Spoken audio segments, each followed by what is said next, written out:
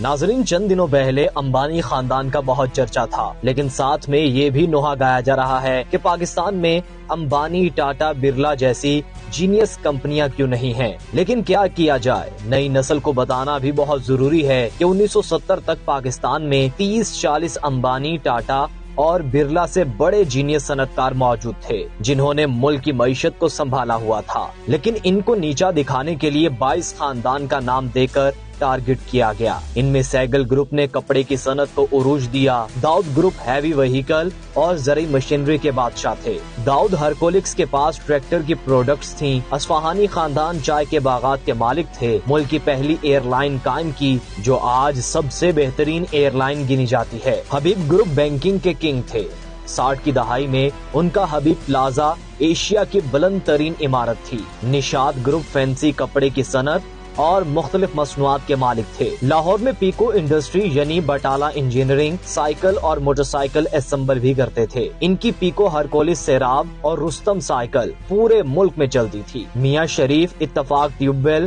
اور تھریشر ان دونوں کے بانی تھے، سن 66 میں پیکو کے میاں لطیف اور اتفاق کے میاں شریف نے مغل پورہ ورک شاپ میں ٹینک سازی کی بھی اجازت لے لی تھی۔ بھٹو صاحب نے 22 خاندانوں کے خلاف تحریک چلائی کہ ملک کی ساری دولت ان کے پاس ہے، ان کے پیٹ سے نکالوں گا، ہم عوام ان کے خون کے پیاسے ہو گئے، ہم نے ان محسن خاندانوں کے خلاف خونی تحریک چلائی۔ بھٹو صاحب خود بھی فیوڈل تھے اور فیوڈلز یعنی بڑے زمینداروں نے پاور میں آ کر سب صنعت کاروں کی املاک بلا معاوضہ قومی ملکیت میں لے لی، جس کو نیشنلائزیشن کے نام سے یاد کیا جاتا ہے۔ سب جینیس خاندان تباہ و برباد ہوئے، پیکو کے میاں لطیف جرمنی چلے گئے، قسم پرسی کی حالت میں فوت ہوئے، اتفاق کے میاں شریف ملک چھوڑ کر گلف سٹیل ملز کے نام سے مڈل ایسٹ میں فیکٹریاں لگا کر بیٹھ گئے، اصفہانی کنگال ہو گئے اور وہ چائے کے باغات بنگلہ دیش لے گئے، ایئر لائن PIA بن کر تباہ ہوئی، حبیب گروپ سے حبیب بینک چھین لیا گیا،